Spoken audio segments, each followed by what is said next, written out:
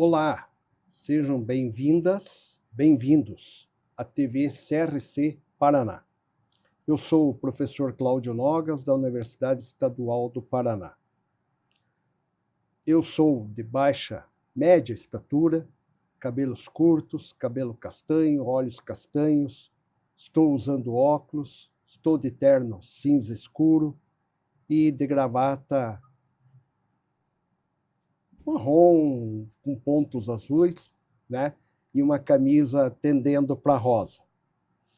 Hoje, no quarto episódio, vamos desvendar o papel da auditoria frente às informações de sustentabilidade. Se você não acompanhou os 3 primeiros episódios, aproveite, pois ainda estão disponíveis em nosso canal tvcrc/Paraná, PR. Hoje, então, vamos elevar mais o nível dessa discussão. Para nos ajudar, recebemos aqui conosco 2 convidadas para dar continuidade, já vocês conhecem elas do episódio 3, né?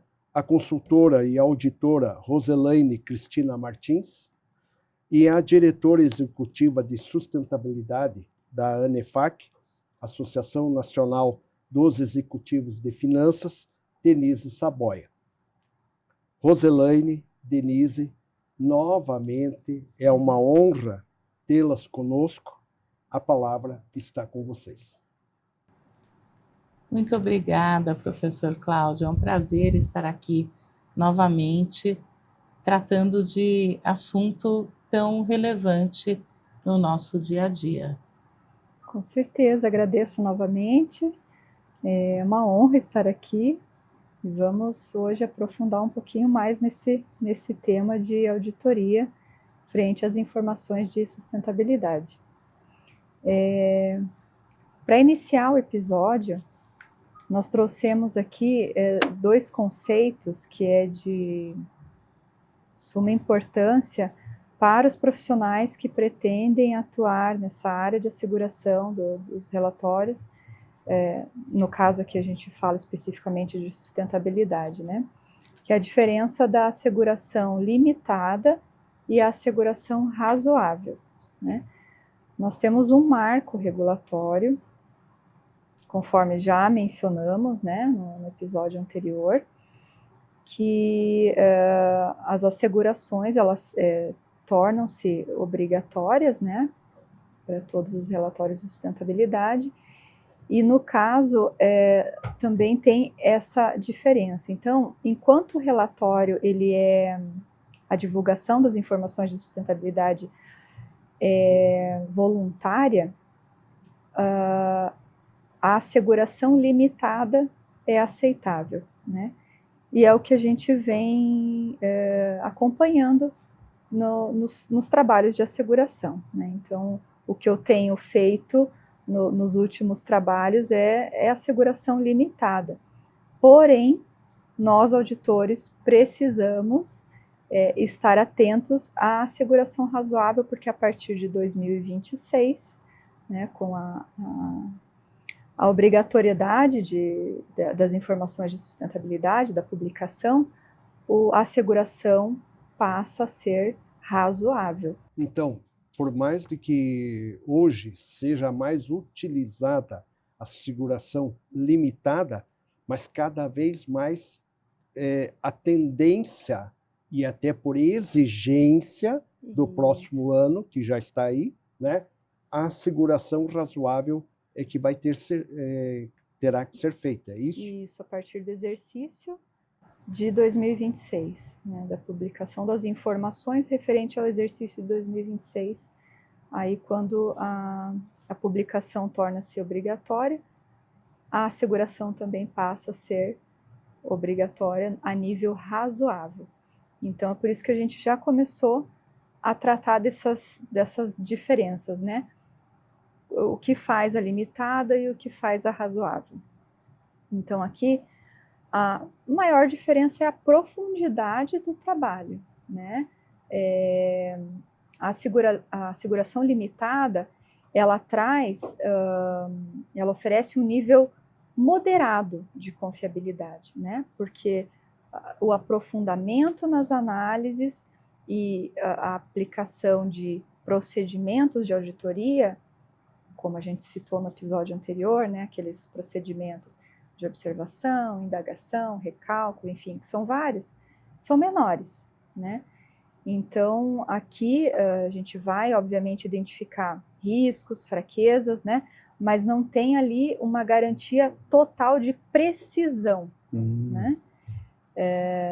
Então, essa é a principal diferença. E no relatório de asseguração limitada, a nossa conclusão, ela é uma conclusão negativa, né? Então, o que consta lá no relatório de asseguração, ou na carta de asseguração, como a gente chama, né? Que com base nesses procedimentos que a gente utilizou para fazer o trabalho de asseguração, nada veio ao nosso conhecimento, né? Não tomamos conhecimento de que o objeto não está, no caso o relatório, não está em conformidade, né, com as normas após os critérios de auditoria aplicado. Uhum. A asseguração razoável, por sua vez, ela é muito mais profunda nas análises, né? E nós fazemos um cruzamento de várias técnicas, vários procedimentos de auditoria. Então, a gente vai pedir um documento, a gente vai fazer entrevistas com as áreas para confirmar se eles aplicam esse procedimento. A gente vai mapear os controles utilizados para gerar essas informações, os indicadores, e principalmente a gente entra aqui na asseguração razoável com os testes de controle, que na limitada nós não aplicamos. Poderíamos dizer que a asseguração razoável gera maior confiabilidade? Certamente. Sim. O índice, né, de confiabilidade aqui é alto, enquanto que na limitada é moderado. Uhum. Esse quadro mostra bem, né, professora Rose? Exatamente. Aqui é um resumo, né, que nós fizemos para trazer essas principais diferenças, né? Então, o grau de confiança na limitada é um grau moderado, na asseguração razoável é um grau alto de confiabilidade. O risco para a asseguração limitada, obviamente, é maior, né? Para a razoável é menor, justamente pela profundidade das análises. E aí, obviamente, o custo tem a ver com o tempo de execução. Se eu vou aprofundar nas análises, eu vou aplicar mais procedimentos de análise, de auditoria, vou envolver mais pessoas, né, mais especialistas. O tempo de execução desse trabalho vai ser muito maior, consequentemente, o custo de uma asseguração razoável é maior, né? Uhum. Será maior. Então, aqui... Até, professora, fazendo uma correlação com a auditoria contábil, que faz os ITRs trimestrais, o que acontece aqui, numa asseguração razoável, e que os nossos clientes ainda não estão acostumados, porque eles contratam a asseguração só para após a conclusão do relatório ali no início do ano seguinte, né? E eles agora vão precisar contratar durante o ano para que ocorram esses testes de controle Então, e entrevistas conforme a nessa professora analogia falou. que a professora está fazendo. Passará a ser basicamente trimestrais. Sim, né? Um repórter não dá trimestral. para deixar para o final do ano. Porque o acúmulo de informações é muito grande. E muito semelhante às demonstrações contábeis, o grau de confiança nos controles e na gestão pode aumentar ou não o número de evidências solicitadas nos testes substantivos. Com certeza. Então, é importante, porque lembra que no episódio 3, nós mencionamos que as informações de sustentabilidade serão divulgadas em conjunto com as demonstrações contábeis. Isso significa que o nosso tempo de asseguração, De execução, né? diminui lá no final do ano para que seja de fato divulgado no mesmo momento. Tá. Então é importante ter um grau de confiança nos controles adequado. Isso vai impactar diretamente no planejamento das instituições, né? Tanto financeiro quanto o tempo de execução do trabalho, né? Então, o custo por uma asseguração razoável vai ser maior, então, né, o planejamento financeiro vem aqui.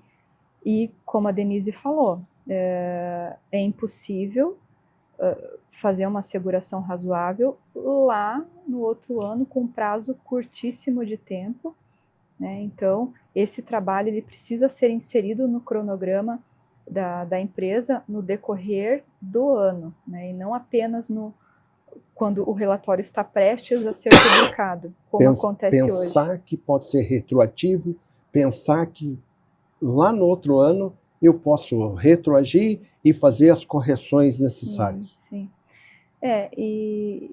E assim, professor, o que acontece? Hoje a gente executa as assegurações limitadas.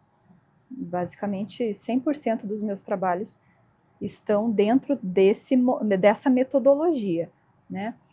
E nós trabalhamos com um tempo já curto para fazer esse trabalho, porque a empresa ela já está com uma minuta, né, do relatório, e ela normalmente o cronograma ela já tem um prazo pequeno ali, né? Então a gente tem pouco tempo para fazer o trabalho.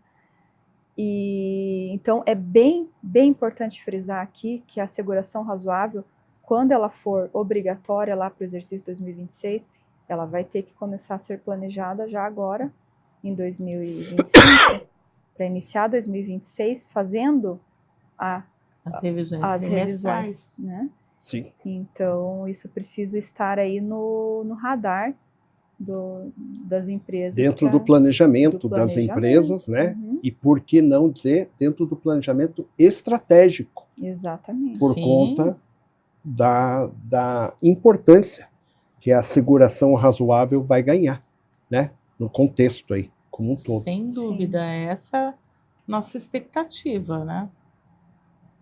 E aqui eu esqueci de comentar no slide anterior, a asseguração razoável, a conclusão é um pouquinho diferente. Lembra que eu comentei que a asseguração limitada, a nossa conclusão ela é negativa, né? Que nada veio ao nosso conhecimento, que pudesse fazer acreditar que aquele objeto de análise não tenha sido construído em conformidade, né, com as normas, enfim. A razoável não, ela conclui, né, a conclusão do relatório de asseguração é positivo, está em conformidade ou não, né? Então é um pouquinho diferente a conclusão também. E afinal de contas, como é feito o processo de asseguração? Então aqui, como fazemos hoje, né? E aí, talvez lá no processo de asseguração razoável, essas etapas elas se tornem mais robustas, né? Mas hoje a gente começa com o planejamento, né? A análise do escopo, definindo os papéis e as responsabilidades entre a equipe que vai trabalhar, né, na asseguração. Aí a gente colocou o procedimento, né, se é uma asseguração limitada ou razoável. Atualmente a gente faz praticamente só a limitada, mas futuramente entra também essa segunda metodologia de análise. A revisão dos limites do relatório. Então, normalmente tem um limite de tempo, né? A gente faz do exercício anterior, então é bom conhecer esse universo. E aqui também, professora, a gente está falando de quais são as unidades, por exemplo, uma organização que tem unidades no Brasil e unidades no exterior.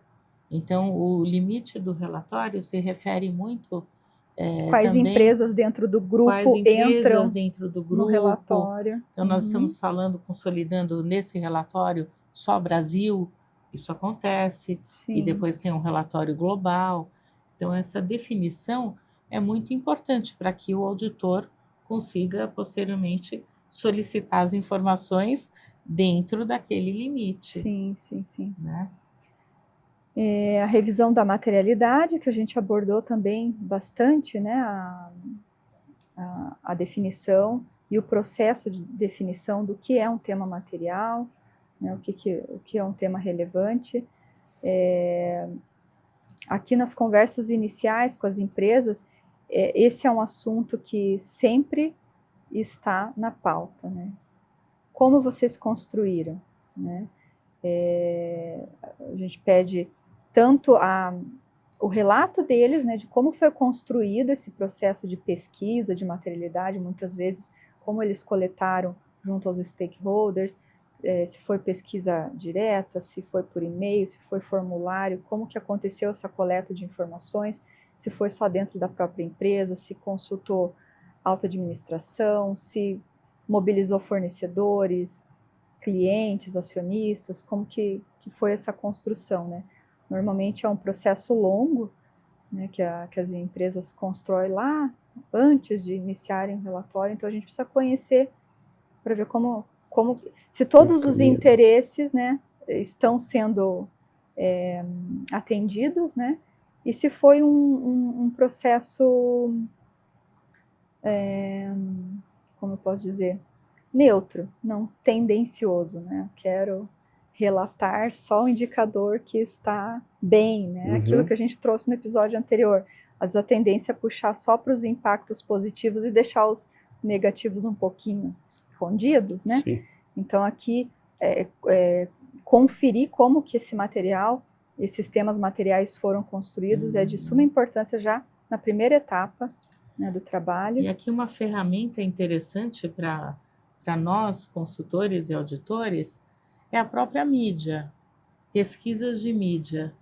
Porque se nós pesquisamos aquela organização na mídia e fala da organização com grande desastre ambiental e isso não apareceu como tema material, precisa dar um retorno a esses stakeholders, leitores, do que eles estão fazendo para remediar aquele desastre, enfim. Por mais que não tenham relatado, mas como está na mídia, passa a ser material, não Isso. tem jeito. Sim. Então, muitas vezes, nós, auditores, sugerimos que esse tema deve ser incluído porque ele é material. Ele é relevante, sim. Né? E aí não só o que a empresa faz para minimizar aqueles impactos, né? Nem sempre existe como minimizar completamente o impacto, mas existe também a forma de compensação, né? Principalmente quando a gente fala de questões ambientais. Né? Então, tem toda essa parte de compensação ambiental também, que pode ser trazido para o relatório de sustentabilidade, né? Aqui na primeira etapa entra as entrevistas com os gestores ou com as pessoas que estão envolvidas na coleta de informações dentro da empresa, né? Então, o relatório de sustentabilidade, eu costumo brincar que é uma colchinha de retalhos, né? São várias áreas dentro da empresa levantando informações ou gerenciando informações para que no final tudo isso possa ser compilado, né, num grande relatório com várias frentes, né? Então, envolve RH, envolve contabilidade, área de sustentabilidade, envolve a área de suprimentos, né? Então, essas entrevistas com cada área é bastante importante para a gente ter uma noção de como a empresa trabalha na questão dos controles, se os controles são bem mapeados, são bem definidos, se a empresa tem políticas adequadas e procedimentos formalizados para que os profissionais tenham diretrizes, né, para produzir informações com qualidade, né? Então, nas entrevistas a gente faz muita indagação nesse sentido. Hoje, com as teleconferências, a gente consegue visualizar os sistemas, né, os controles, como que essas informações são armazenadas. Nós pedimos para que o auditado compartilhe a tela do sistema, por exemplo. E ele mostra passo a passo como ele faz determinado controle. E aí, a título de curiosidade, para as duas professoras aí, as duas auditoras, algum tempo, quando a gente ia para uma empresa fazer uma auditoria, e ainda mais agora a auditoria de sustentabilidade, o alto escalão não se envolvia. O presidente, o CEO, o CFO, porque dizia, isso aqui é no organograma para baixo, a responsabilidade converse com a gerência tal, com o supervisor tal. Hoje, na percepção das professoras, isso modificou, porque para ter um saldo positivo nas respostas, nas entrevistas, tem que ter, penso eu, do C-level, né, envolvimento, não só jogando responda aí, mas se envolvendo. Vocês percebem uma mudança da postura do C-level? Olha, é uma boa pergunta, uma excelente pergunta. Eu comecei a trabalhar nessa área de sustentabilidade em 2001. E não eram relatórios de sustentabilidade, eram balanços sociais. E a grande diferença da área contábil, né, da auditoria contábil, onde eu estava antes, era realmente o envolvimento do C-level. A sustentabilidade trouxe não apenas o relacionamento do auditor no nível da controladoria, mas foi para o nível estratégico. Então, isso aconteceu, sim, até porque o C-level está muito preocupado com o que é divulgado. Nem sempre é de uma forma tão positiva, porque muitas vezes eles esquecem que o relatório tem que ter equilíbrio e eles não querem cortar todas as informações negativas. Então, nem sempre esse envolvimento é tão positivo. Mas, de uns anos para cá, o acesso a informações, mesmo para o C-level, tem melhorado muito. E eles estão entendendo que uma informação não é negativa se ele estabeleceu metas para remediar, se ele está tomando ações para remediar. É um fato, é um acontecimento, mas ele está remediando e os stakeholders ficam satisfeitos com essa resposta. Envolvimento, né? E garantem a bonificação do C-level. Exato, exato. Então, é um diferencial da área de sustentabilidade, que ela sempre conversou no nível estratégico. Sim. Eu tenho uma percepção um pouco menos abrangente que a Denise, né? Porque ela tem uma experiência bem maior nos trabalhos de sustentabilidade. Eu sinto uma evolução sensível a cada ano, né? Então, diretamente, acho que eu posso responder dessa forma, diretamente com o auditor que executa o trabalho de asseguração, não existe essa proximidade tão constante, né? A gente normalmente tem uma reunião inicial, que é mais a título de informar como a condução de trabalho, né, da asseguração ocorre, né, com uma abordagem mais objetiva, né? Então, alinhar as expectativas. Alinhar as expectativas, essa questão de o que é uma asseguração razoável, o que é uma asseguração limitada. Então, eu já tive situações assim mas vocês não vão olhar 100% do que está escrito no relatório? Aí a gente precisa colocar, né? A asseguração limitada, ela tem um nível de profundidade menor, nós vamos nos indicadores materiais, né? Então, tem esse trabalho. Agora, o trabalho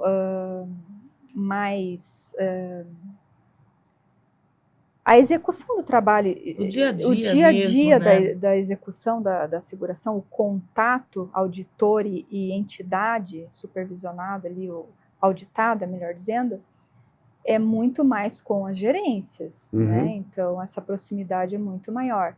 Só que aí, nós, enquanto auditores, nós conseguimos medir o grau de envolvimento da alta administração nos processos de sustentabilidade através da postura desses gestores, né?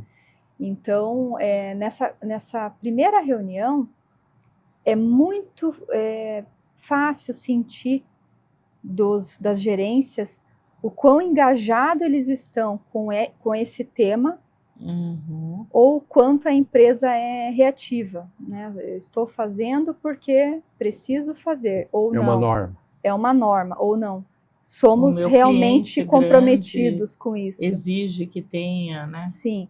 Então, a gente consegue, sim, ter essa percepção clara se a alta administração reflete, né? Quer. Está envolvida, né? Na fala dos gestores dos departamentos. Isso é muito claro. Bem, obrigado. Então, aqui, a primeira etapa, ela é uma etapa, assim, muito importante para entender todos esses pontos, né?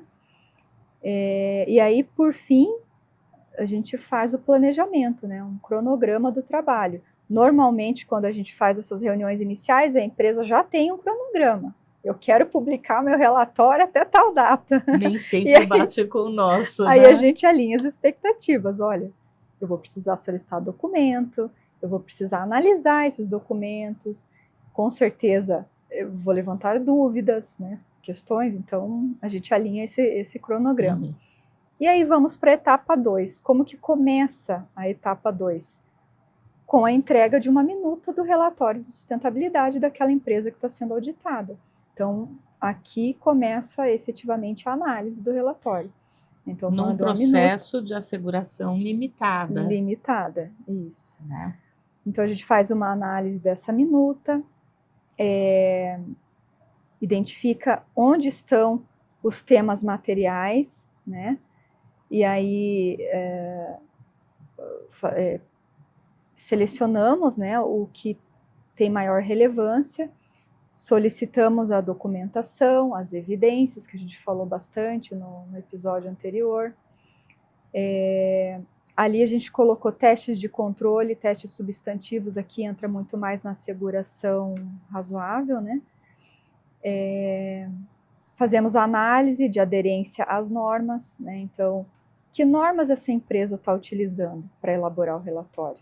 Né? Eu preciso conhecer essas normas. Se ela utiliza SASB, se ela utiliza GRI, como é que eu vou fazer a asseguração de um relatório que eu não conheço as normas, né? Então, eu preciso conhecer profundamente cada norma para conseguir analisar se aquele relatório atende o que a norma pede, né? E essa análise de aderência é olhar daquela minuta se ele seguiu passo a passo o que a norma pede. Então, a gente vai dizer, ok, está 100% aderente. Não, para ficar 100% aderente, falta informação. Essa informação, essa. Principalmente pelo que a gente mencionou no episódio 3, a diferença do com base e o em conformidade. A maioria dos nossos clientes quer um relatório em conformidade. E aí vem a necessidade de adequar, porque tem que estar 100% aderente. Então, aí tem empresas que conseguem atender, né, durante a execução ali do trabalho. Não, eu tenho informação, eu vou complementar, então a gente passa para a empresa uma planilha de todos os pontos que precisam ser ajustados, né? E ela vai adequar o relatório para atender as expectativas em conformidade. Se ela atender todos os requisitos, ela vai ter um relatório em conformidade. Se ela não conseguir, aí entra o nosso papel. Então, você vai publicar, mas vai alterar o teu texto, informando que você está publicando o relatório com base na norma, né? Que ainda não está lá no nível de conformidade. Né? Então, não atingiu o nível de não maturidade necessário. Isso. Então, a gente entrega, depois de todas as análises, tanto documental, que a gente divide em dois eixos, né? Análise documental a gente chama de etapa de análise de acuracidade, né, das informações. E a análise de conformidade, que é para verificar se todas as informações que a norma pede estão contidas naquele relatório. Então, com base nessas duas análises, a gente emite o parecer para a instituição, informando, ó, falta isso, tem que ajustar aquilo. Essa informação no teu relatório está com o valor tal, mas a tua documentação indica um valor X, né? Então tem discrepância aqui, precisa ajustar. Né? Então todos esses ajustes são feitos, né? Se atende e eles retornam aí com uma nova versão da minuta, né? E aí vai para a etapa 3.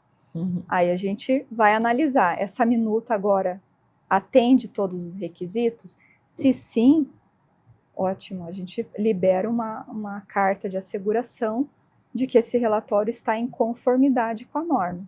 Caso contrário, a asseguração vai descrita, né, o relatório da instituição, também com a informação de que o relatório foi feito com base na norma.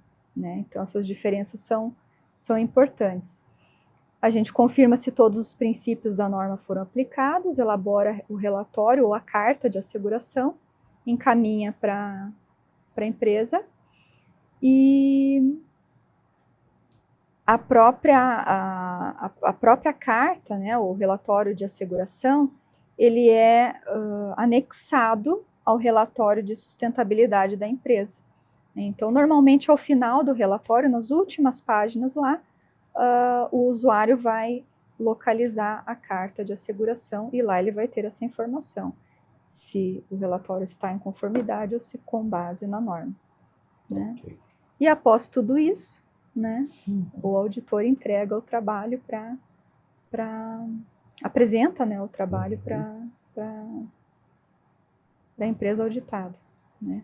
E com sugestões, muitas vezes, de melhoria para os próximos relatórios. Né? Então, e até de melhorias no processo, né? No processo. Algumas melhorias em controles identificados. Isso, após a entrega da carta, eles já publicaram o relatório, que é o interesse maior deles, né? Mas aí nós marcamos uma reunião para conversar sobre oportunidades de melhoria. Sim, e a gente identifica mesmo durante o processo de asseguração, porque essa etapa de análise de evidências, quando a gente encontra inconsistência de informação, e às vezes tem mais de uma fonte de informação, né? Uma fonte está dizendo uma coisa, outra. Aí as pessoas que estão envolvidas no processo, elas param para olhar, nossa, mas como que passou isso, né? Às vezes quem fez um relatório não foi o mesmo que construiu o outro. Verdade. E não alinharam as informações.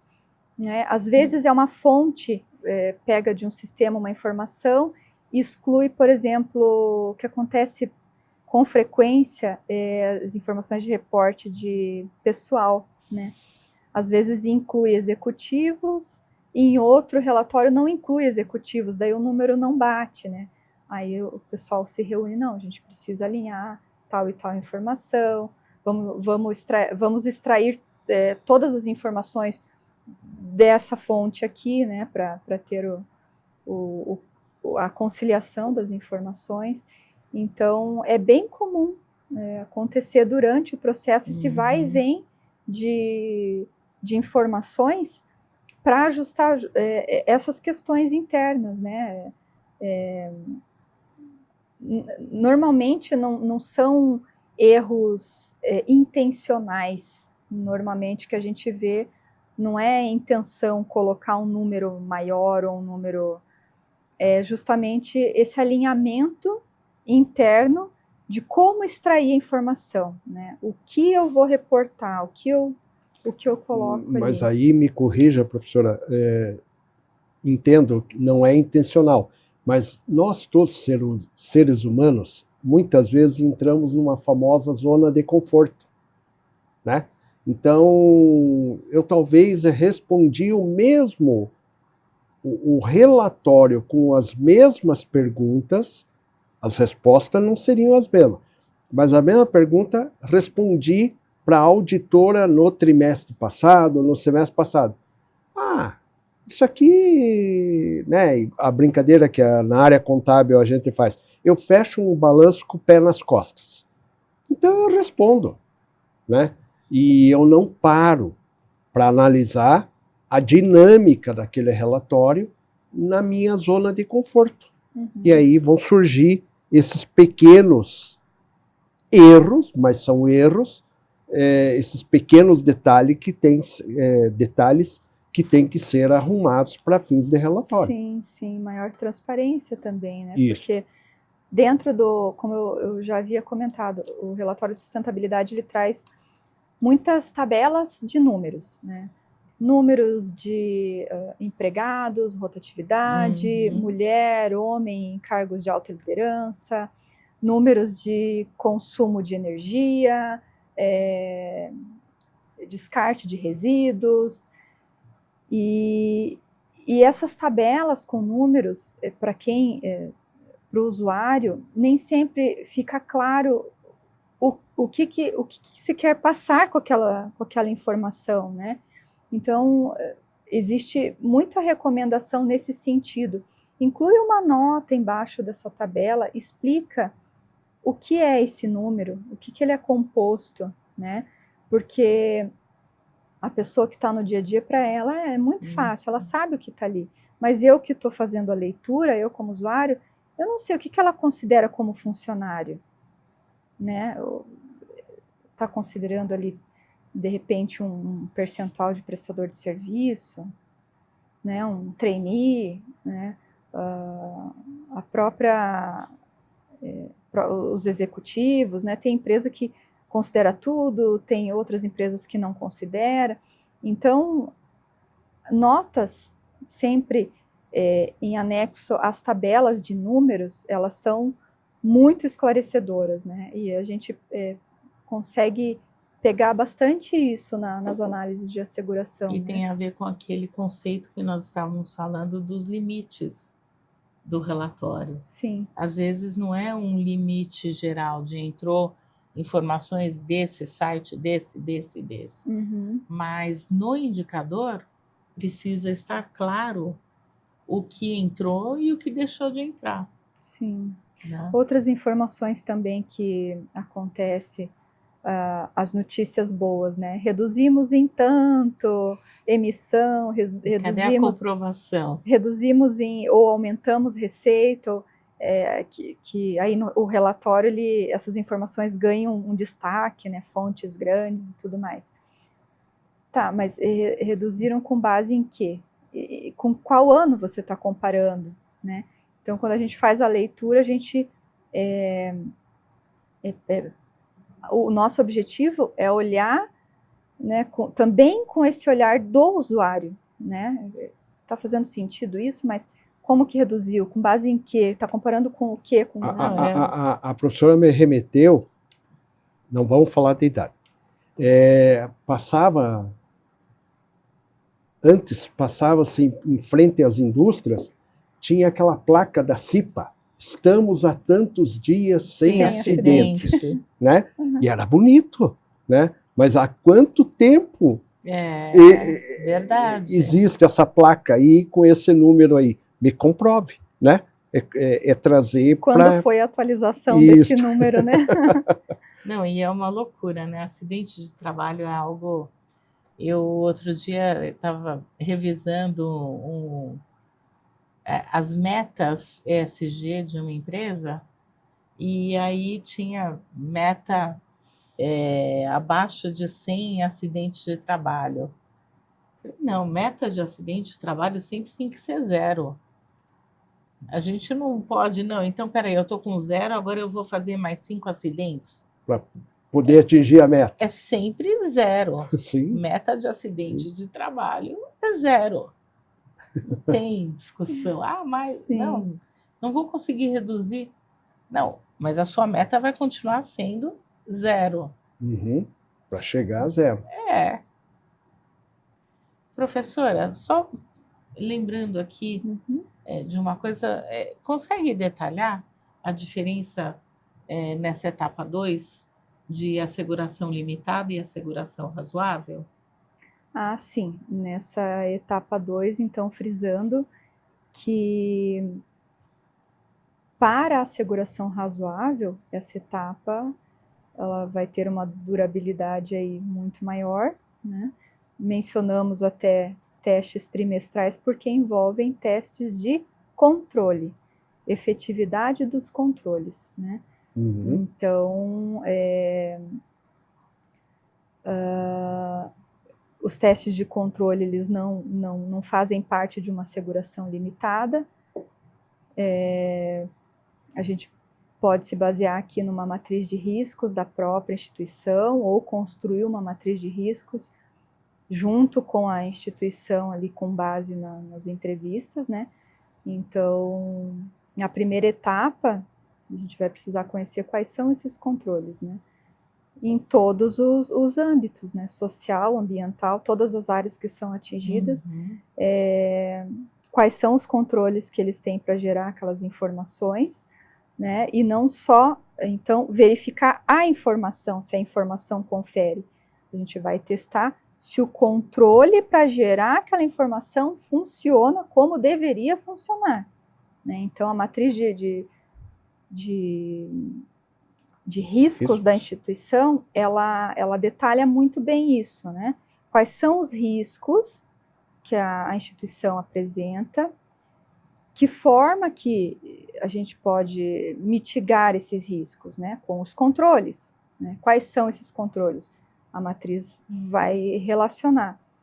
Tem riscos que tem vários controles para ser mitigado, né?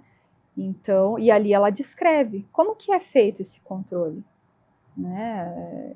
Quem faz, se é sistêmico, se é um controle automático, se é um controle semiautomático.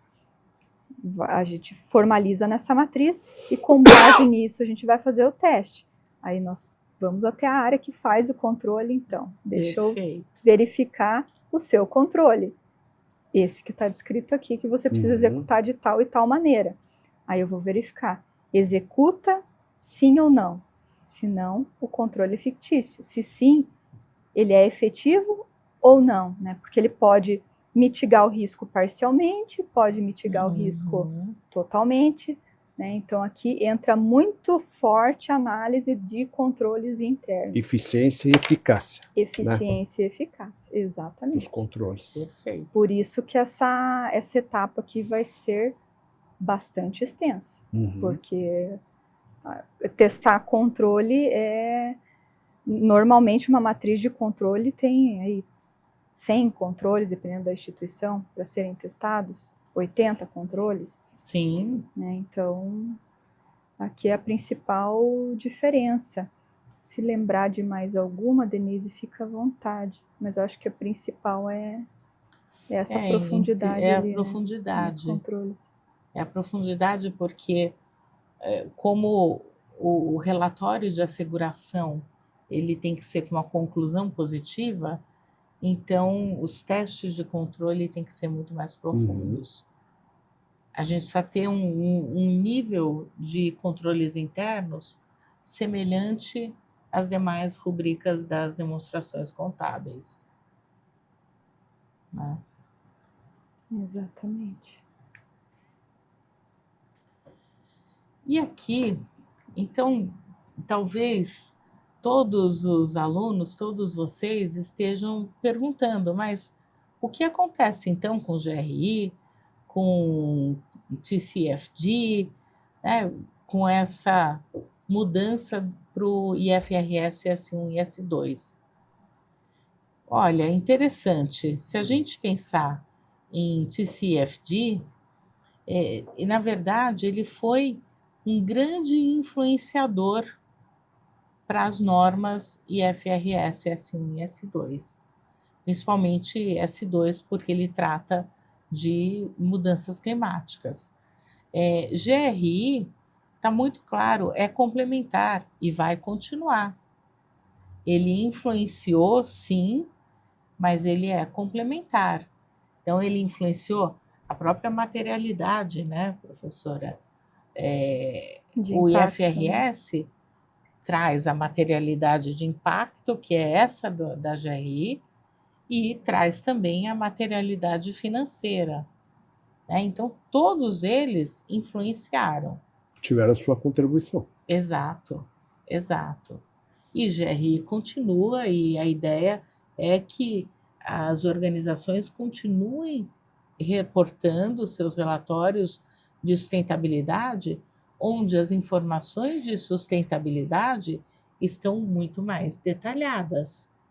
No entanto, todos os analistas de mercado, todos os stakeholders que têm algum papel específico vão cruzar essas informações. Então, é aquilo que eu comentei.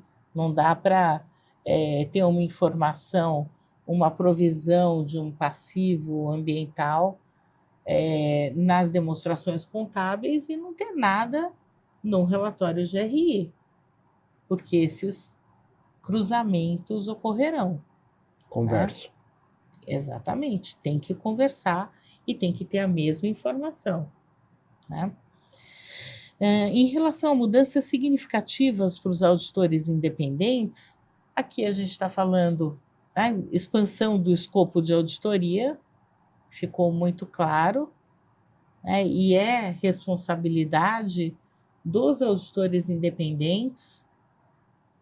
A gente está falando de novos critérios de materialidade, né, que no episódio 3 a gente falou dos 4 tipos de materialidade: materialidade de impacto, financeira, dupla materialidade e a do IFRS, que é baseado na dupla materialidade, mas ainda um pouco amenizado. Né? Mais voltado para o financeiro. Mais voltado para o financeiro. Tem que ter impacto na organização. A gente está falando de padronização e conformidade. Cada vez mais, os controles, como você mencionou, têm que estar muito mais próximos aos controles das demonstrações contábeis do que eram antes. Então, se antes as informações de sustentabilidade eram controladas em planilhas Excel, hoje, quando nós falarmos de resíduos, nós vamos olhar, opa, mas a gente não consegue extrair esse relatório diretamente do seu sistema ERP, já olhando quais são as quantidades e qual foi a destinação final. Então, tantas mudanças deverão ocorrer, os próprios ERPs, para atender adequadamente às demandas, né, as novas demandas, também precisarão se adequar. E, por conseguinte, também as próprias demonstrações financeiras, as rubricas nas empresas, sofrerão mudanças para ter essa adequação com esse relatório. Sem a DRE dúvida. vai ter, né, na demonstração do resultado lá, vai ter uma rubrica de despesa com, a professora citou, resíduos, né? Se eu tenho essa descrita aqui, a minha DRE, sim, tem que contemplar. Tem. Então, aquele padrão de DRE, teoricamente, para todo mundo, não. Algumas contas contábeis Isso. deverão ser incluídas. Sim. Sem dúvida, porque as informações, né, os disclosures de IFRS S1 e S2, eles têm que se adequar a essas rubricas e, em alguns momentos, sim, trazer uma subconta, sem dúvida, tem que conversar. Uhum. E O aí plano de contas tem que mudar. Sim. E entram também as notas explicativas, né? Voltadas a esse esclarecimento. As informações de sustentabilidade. Onde estão alocadas essas informações e como que elas são controladas, geridas, né, pela empresa.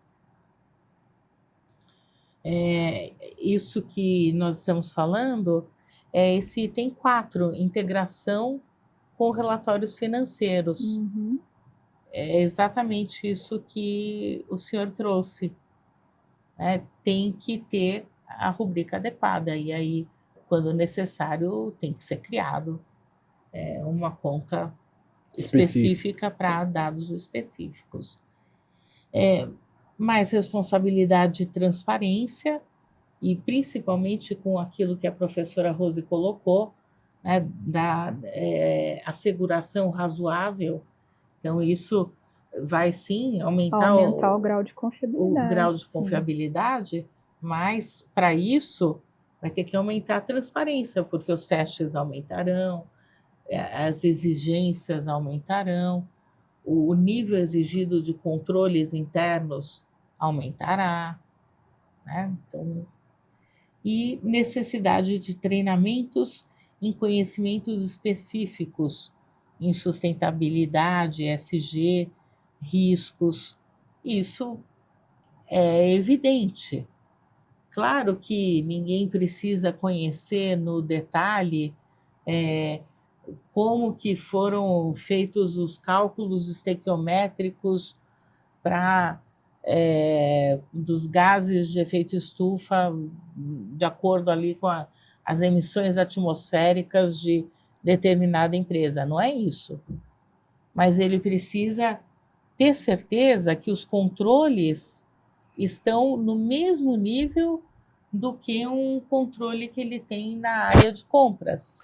Eu não tenho necessidade, eu, contador, não necessariamente preciso ter uma formação em engenharia ambiental, mas eu tenho que ter conhecimentos para conversar com o engenheiro ambiental, tirar dele as informações para que eu consiga trazer para os relatórios. Isso. Exato. Perfeito. Tem que ter conhecimento suficiente para mapear esse processo, mapear os controles-chave e também para que, no caso dos auditores, para testar esses controles-chave. Então, um exemplo, né? Antes de trabalhar com relatórios de sustentabilidade, eu não tinha conhecimento de como eram feitos os inventários de efeito estufa, né? Aí eu precisei buscar essas informações, né?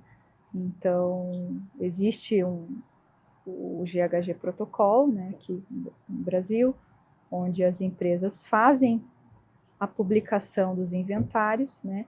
E existe uma metodologia de como esse inventário é construído. O que contém esse relatório? O que precisa ter ali, né? Então, essa ferramenta é uma ferramenta que eu passei a estudar, né? Então, eu sei o que compõe, né?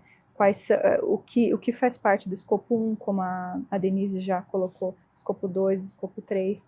Então, a nossa formação enquanto contador, né, auditor, ela precisa ter esse complemento de estudo das normas, né, estudo das ferramentas que estão disponíveis e sendo utilizadas no mercado hoje para fazer o reporte dessas informações. O ir além de. Isso mesmo. Uhum. E agora vamos falar um pouquinho de futuro, né? Porque todo mundo deve estar perguntando o que. Aqui a gente já mencionou, acho que eu vou passar para frente. Uhum. Vocês terão acesso ao material completo, mas eu vou passar isso para frente. Mas aqui é um esquema do que a organização deve fazer. Então, o que a gente fala? Sustentabilidade. Primeira fase é o diagnóstico. A organização precisa entender onde ela está. Porque se ela não entender onde ela está, qualquer lugar serve, né? Ela não sabe onde ela está, nem onde ela quer chegar. Alice do País das Maravilhas. Né? Exato, exato. Então é isso, nesse diagnóstico entra tudo, entra até o monitoramento da parte regulatória, nacional, internacional, o que eu tenho que cumprir. Aqui vocês vão ver, a gente cita, por exemplo, CBAM. Eu sou uma empresa de médio porte, sou um produtor de soja no Brasil, mas eu exporto para a Europa. Bom, aí já entraram toda a parte regulatória europeia e eu preciso reportar o meu inventário de gases de efeito estufa, não da minha fazenda. Eu preciso dizer qual é a pegada de carbono por tonelada de soja que eu exporto. E lá eles têm o número exato que é permitido, e se for acima desse número, eu tenho que comprar permissões para chegar ali naquela emissão. Ou começar a usar a agricultura regenerativa, fazer algo que diminua a minha pegada de carbono por tonelada. Então, isso tudo entra nesse diagnóstico, onde eu quero chegar. Aí eu vou saber, né, o que eu tenho que fazer, onde eu tenho que me preparar. Avaliação de riscos, oportunidades. Muitas empresas que eu atendo têm uma usina hidrelétrica. Ela está dentro de 20 mil hectares de floresta. Uhum. E tem a usina que ocupa Ocupa 2 mil hectares. Tem uma oportunidade de explorar créditos de carbono, originação de créditos de carbono. A hidrelétrica é energia renovável, então estamos bem por aí. Mas ela pode vender créditos de carbono, então ela pode fazer um projeto de floresta, manutenção da floresta em pé, para originar créditos de carbono. É uma oportunidade de sustentabilidade que traz uma receita acessória. Exatamente. Né? Os acionistas da usina não enxergam o seu negócio, o seu core, a produção de energia. É onde eles estão ligados, mas de repente ali na baixa de água eles conseguem continuar o projeto de créditos de carbono. Então, enfim, é nesse sentido que a gente fala para olhar riscos, mapear riscos, mas mapear oportunidades também. Né? Definição de materialidade, como nós falamos, aqui nós já falamos bastante, mas então não vou detalhar novamente. Toda estrutura de governança, isso tudo tem que ter o mesmo critério das informações contábeis aqui nas informações de sustentabilidade. Mesmo rigor. Mesmo rigor, mesmo nível de controle. Uhum. E aí, a segunda fase, a gente chama de implementação de um programa de integridade, compliance e ESG. Aqui, com certeza, todo mundo vai perguntar, mas a gente já tem um programa de integridade. Sim, mas eu estou chamando junto com o ESG exatamente porque as questões de meio ambiente, sociais e de governança já estão, mas principalmente meio ambiente e sociais tem que estar dentro desse programa de integridade. Né? A terceira fase é o reporte, os disclosures. E aqui, terceira fase é exatamente para chamar a atenção. É preciso ter alguma coisa para reportar. É que tem muita empresa que procura a gente e quer reportar antes de ter. Aliás, algumas querem ser auditadas antes de ter o reporte. Então, gente, é preciso ter tudo isso para depois fazer os devidos reportes, para depois ter a asseguração dessas informações reportadas. Né? Não dá para colocar ali o carro na frente dos bois. A né? asseguração é a última. E aí, quando a gente fala em reporte, a gente fala do reporte com a regulamentação nacional, a CVM, Bacen, todas as regras do CFC. A gente fala das internacionais, e aí nós já falamos de SASB, TCFD foi incorporado pelo IFRS, mas a gente também fala, então, das internacionais, e a gente fala das voluntárias, que permanecem, como CDP, GRI, né, e a gente já falou, sim, permanece. Uma coisa não exclui a outra, complementa. Sim. Né? E aí, sim, o processo, a quarta fase, que é o que nós estamos tratando aqui, a seguração. Esse esquema é só para mostrar como a gente chega na seguração. Né? Essa que é a ideia. E caminhando para o encerramento. Queríamos deixar essa mensagem, né? Principalmente para as instituições que ainda não estão no contexto, não reportam informações financeiras voltadas à sustentabilidade.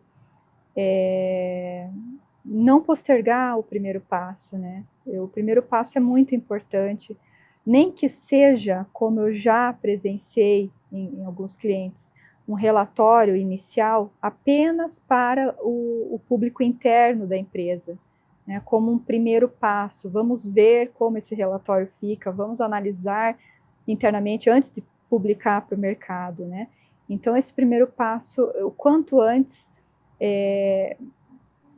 agora que ainda não é obrigatório, né, se pode fazer experimentos, né? Então, esse é o momento, né? Dê o primeiro passo e não queira apresentar logo de uma vez, como a gente formou, um relatório em conformidade que tenha aquele nível enorme de granularidade de informações. Faça essa transição degrau a degrau, né?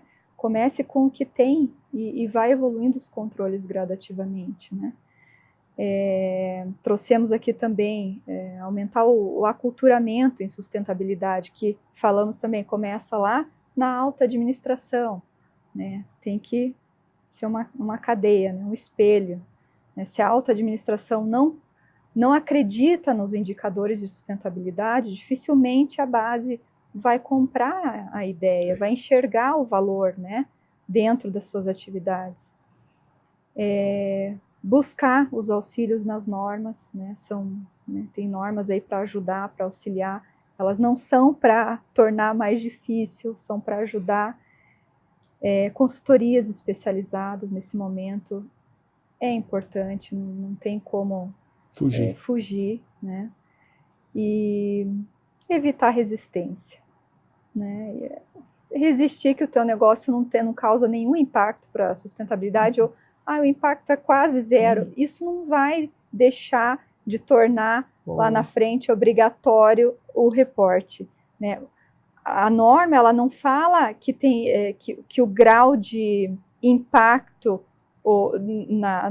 nas questões de sustentabilidade vai determinar se o relatório é obrigatório ou não. Isso não interfere, né? A publicação, ela vai ser no nível que está o seu negócio, né?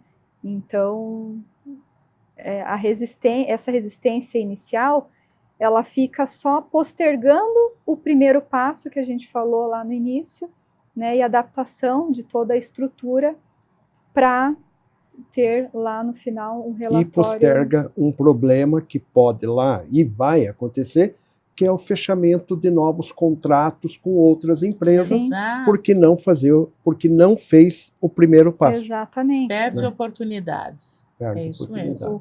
O que alguns reguladores já anteciparam, por exemplo, que a gente citou, a CVM já publicou norma, já tem data, né, 2026 é obrigatório publicar e assegurar o relatório.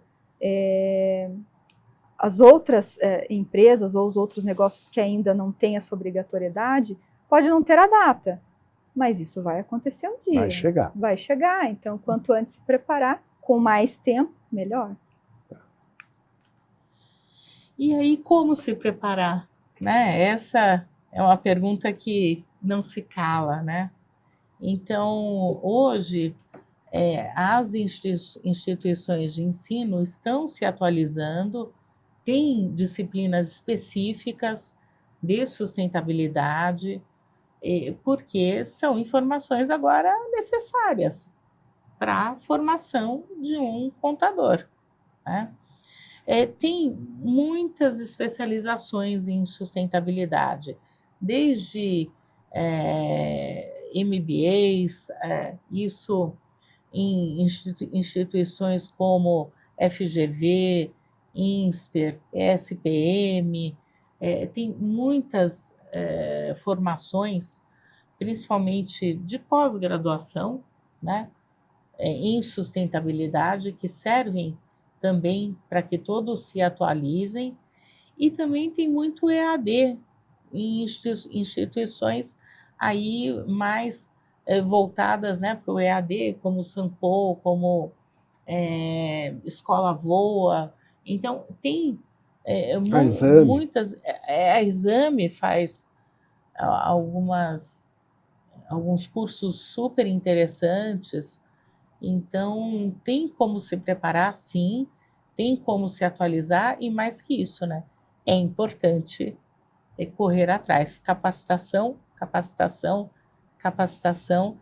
É essa a grande mensagem de encerramento, né? Leitura das normas, claro, mas capacitação, entrar em grupos de discussão, tudo isso é extremamente importante.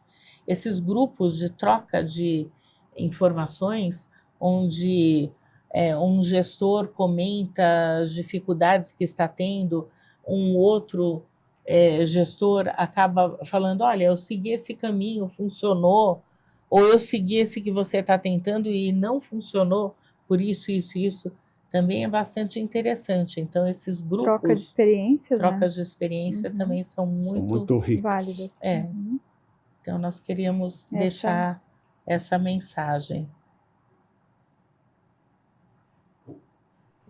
E é isso aqui. Vocês têm, ficamos à disposição. Ixi. Pode voltar daí, por favor, professora. Agora tem que ir para frente. Aqui. Deixamos aqui os nossos contatos. Volta mais uma vez, por favor.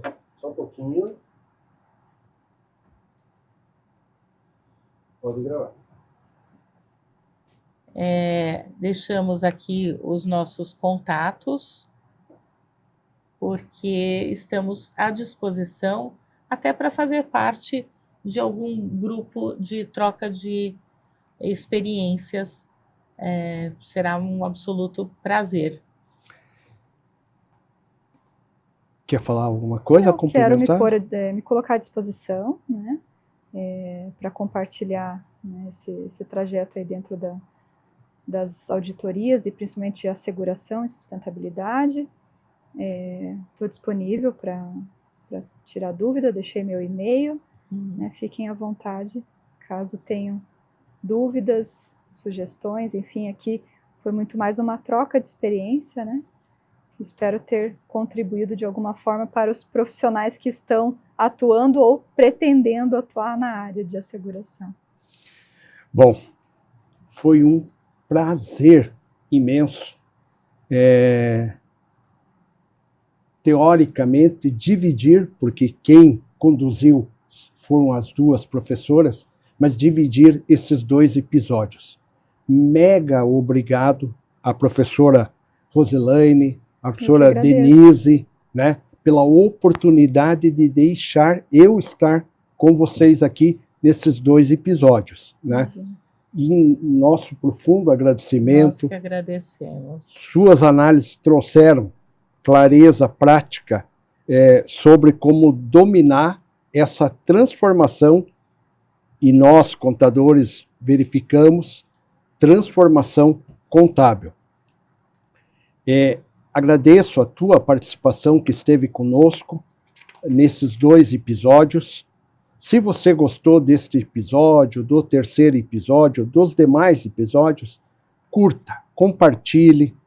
É essencial compartilhar, dividir experiência, trocar experiências, porque é isso que faz com que nós cresçamos. Se inscreva no canal, participe, ative o sininho para receber notificações. Como penso que as professoras vão concordar comigo, nós nunca fazemos nada sozinhos. Nós estamos nós 3 aqui, mas tem um timaço em volta da gente. Então, Sara, Dirceu, Antônio, Rogério, Maria Tereza, Vinícius, César Pontedura e o maestro maior dessa casa, CRC Paraná, o nosso presidente Everton Breda Carlim. Muito obrigado a vocês todos. Essa é a nossa missão, levar conteúdo de qualidade para fortalecer a classe contábil e os negócios sustentáveis. Um excelente dia a todos. Nunca esqueça, Conselho Regional de Contabilidade do Paraná. Siga este conselho.